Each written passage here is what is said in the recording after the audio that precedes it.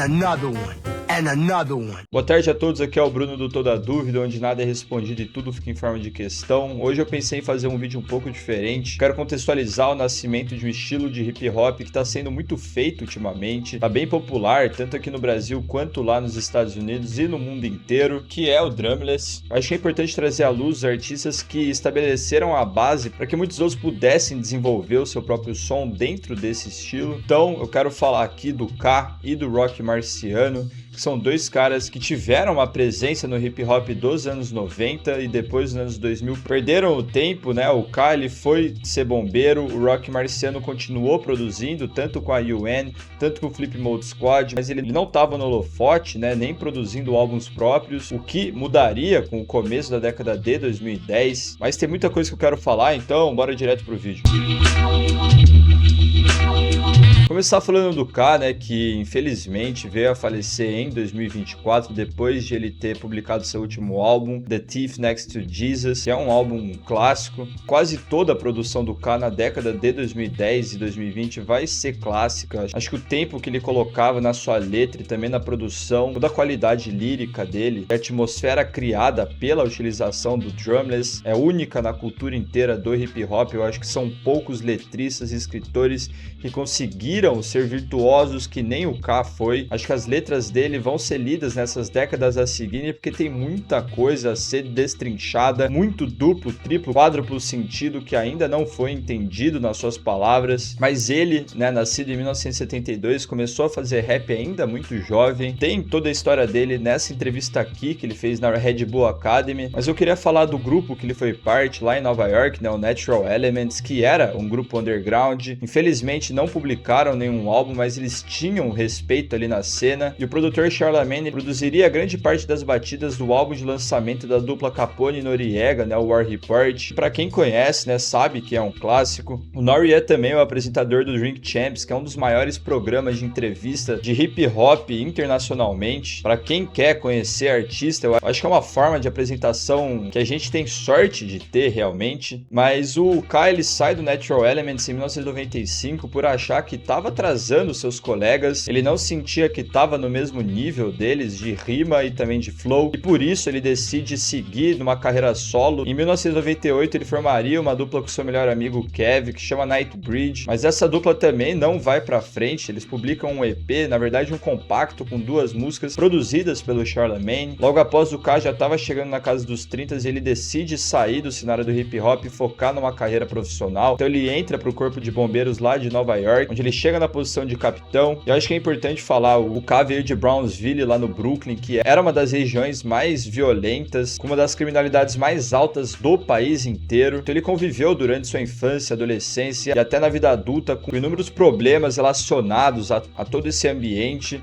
e isso vai ser muito descrito nas suas letras, nos álbuns que ele fez. Mas tem também um elemento existencialista na letra do K que é impressionante, ao mesmo tempo que ele vai contar histórias da época que ele participava dessa vida. Ele sempre vai colocar um tom extremamente profundo, simples e direto, e isso é alimentado também pela simplicidade e minimalismo das suas batidas, que geralmente vem de loops ou de soul ou de rock dos anos 70. Ele foi um first responder da tragédia do 11 de setembro, que é outra situação absurda que ele teve que vivenciar na vida dele, e ele decide em 2007 gravar um álbum e lançar apenas para os seus amigos próximos, comprovando que ele ainda amava a cultura e ainda amava escrever. E felizmente, né, através da esposa dele, que tinha relações com o cenário do hip hop, ela havia trabalhado para uma gravadora, né, então ela tinha alguns contatos, ela conseguiu passar o CD para alguém que deu o CD pro Dizza da Wu-Tang. Para quem não conhece o Dizza, né, o The Genius, ele é um dos melhores rappers de todos os tempos.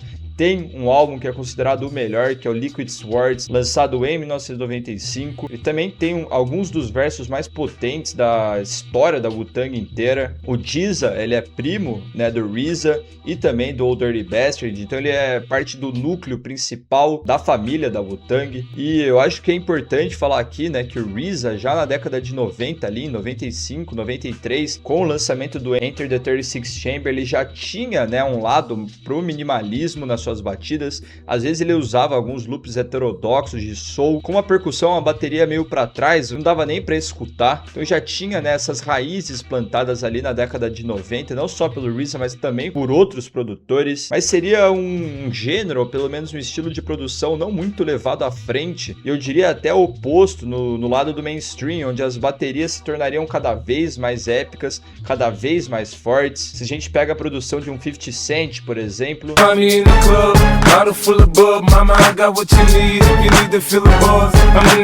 se a gente pega a produção do Jadakiss ou do Fat Joe com o Terror Squad,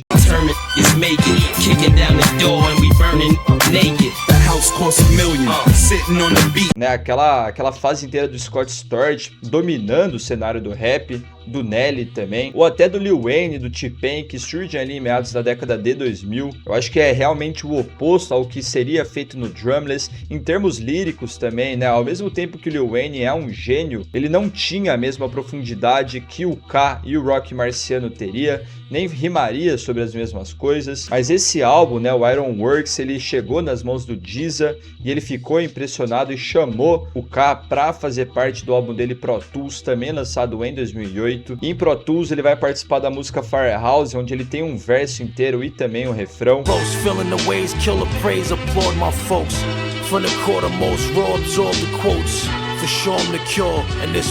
E essa seria a primeira participação do K num álbum de um grande artista consolidado e realmente um dos melhores de todos os tempos. Nesse mesmo álbum vai ter a colaboração do Rock Marciano e seria ali que eles se conheceriam. Mas antes de falar disso daí, eu queria falar um pouco da história do Rock Marciano.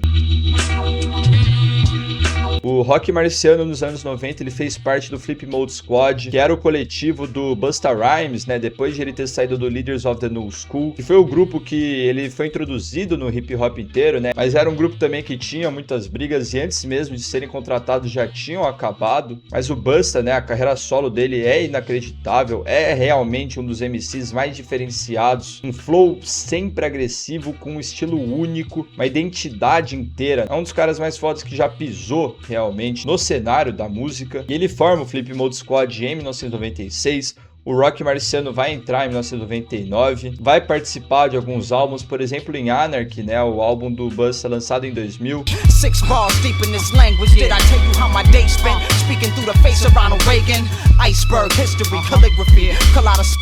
Vai participar também dos shows ao vivo e vai acompanhar o Busta nessa época. Depois disso ele vai ter uma produção com o grupo UN, eles vão lançar o álbum em 2004, mas o Rock Marciano na carreira solo dele vai ter um grande período que ele vai estar afastado, até que ele realmente conhece o K, eles vão começar com uma colaboração virtuosa, que definiria o gênero de drumless pros anos a seguirem até os dias atuais. Então em 2010 ele vai lançar um clássico que é o Marsberg, inteiramente produzido por ele, e a única colaboração desse álbum vai ser do K. Em 2012 vai ter o lançamento que mudará a história, que é com Reloaded, e nesse álbum aqui vai ter o acréscimo de um produtor que já havia trabalhado com a Mobb Deep, havia trabalhado com todo mundo da cena, desde Raekwon a Jadakiss, e também Dilated Peoples, né, que é um grupo lá de Los Angeles. Esse produtor havia sido pupilo do DJ Muggs do Cypress Hill, descoberto ainda aos 13 anos de idade, vindo de Beverly Hills, que é o The Alchemist. O The Alchemist vai ter crédito em 2 músicas desse álbum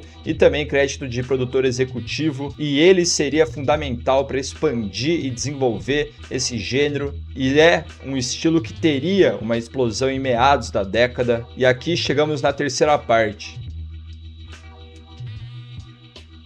Se a gente fala, né, da explosão do drumless, eu acho que a gente tem que citar alguns nomes, como Action Bronson, e o Action Bronson ele começa a carreira em conjunto ao The Alchemist, né? O The Alchemist já sendo consolidado, produzindo com o Prodigy, por exemplo, Albert Einstein, né? O álbum deles de 2013, mas o Alchemist sempre teve um ouvido pro underground, para aquilo que aí era independente no máximo, assim. Então ele vai colaborar com Action Bronson, vai colaborar com Domogenesis, faz um álbum de drumless saído ali da Odd Future em 2012, o No Idols, mas a verdadeira explosão acontece com a Griselda inteira, né? com Fly God do Westside Gun em 2016, com Conway the Machine e o Benny the Butcher, e também com Bodie James, né, que fez parte da Griselda, e o The Alchemist vai ser um cara que vai colaborar inúmeras vezes com o Bodie James. Acho que essa fase inteira vai chegar em outro lugar, vai movimentar a cultura independente também para uma posição muito mais próspera, e a partir daí vão surgir inúmeros nomes, e vai ter a conversão do Earl Sweatshirt, né, que fazia um hip hop sempre hardcore, sempre muito forte, mas ainda com umas batidas bem baseadas na produção do Tyler, The Creator, ali até 2013 com Doris, mas em Summer Rap Song de 2018 ele vai ser muito mais influenciado pelo som feito pelo Mike